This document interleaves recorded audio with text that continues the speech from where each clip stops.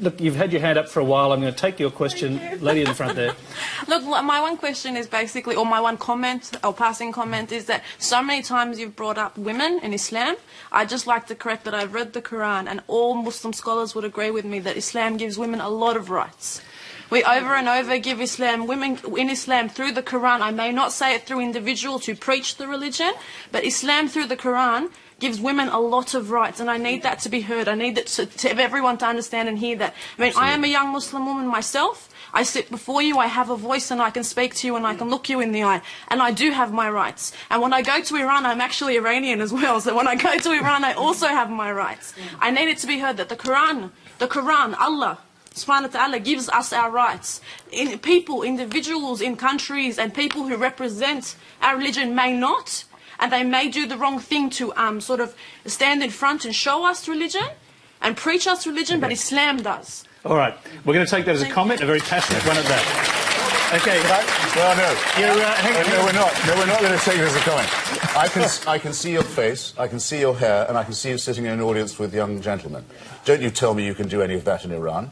I can, though. No, you can't. Yes, I can. No, you cannot. I can. In Iran, in the Islamic Republic of Iran, where I have been, my hair would be out. My hair would be out because my veil would be little. My hair would be, it may be covered a little bit, but just like in the Bible, in the letter to the Corinthians, it says to cover your head, to be modest. It's a shame she spoiled what could have been a perfectly good statement. All right, okay, I'm sorry. Modesty would be there. I mean, you've been talking about these cheap jokes and things throughout this whole conversation, but you're the only one making the cheap comments. You insult your sisters in Tehran who are being beaten, and raped every day when you say that they have their rights in the Islamic Republic.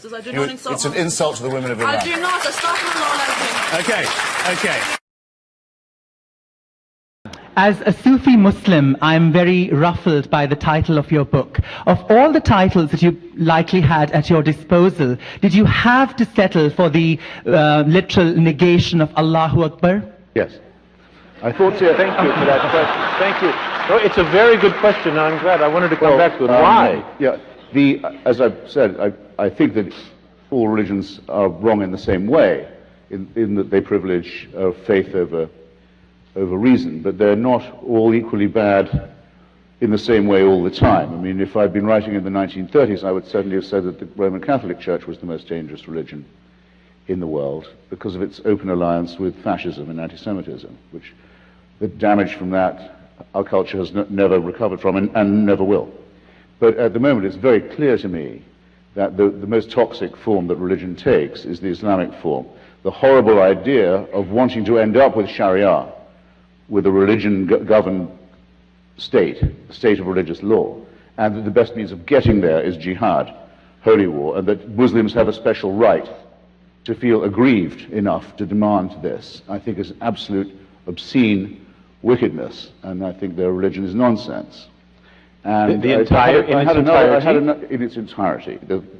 The idea of God speaks to some illiterate merchant warlord in Arabia, and he's able to write this down perfectly, and it contains the answers to all human. Don't waste my time. It's bullshit. But you're saying the same about it.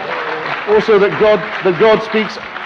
The Archangel Gabriel speaks only Arabic, it seems. I just want to say, in retrospect, you were very civil, actually. I don't know what I was thinking. Is this the same characterization of all religions? Well, actually, no, because remember, Islam makes one special claim for itself. All religions claim to be revealed truth. They all are founded by divine revelation. But Islam rather dangerously says, ours is the last and final one. There can't be any more after this. This is God's last word. Now, that's straight away a temptation to violence and intolerance, and if you note, it's a temptation they seem quite willing to fall for. Rabbi, second, I had another motive, which is this.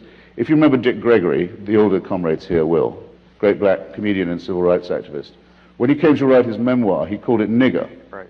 It upset a lot of people, including his old mum, who called him and said, why are you doing this? And he says, Mama, every time you hear that word again, they're selling my book. So every Allahu Akbar reminds people that we're in a very serious struggle with a very depraved religion. And that help is available. Friend, you give no quarter? Look, he believes in the prophecy of Muhammad. I'm sorry to say, I think he's been, at best, conned. Yeah. Our time is ticking down.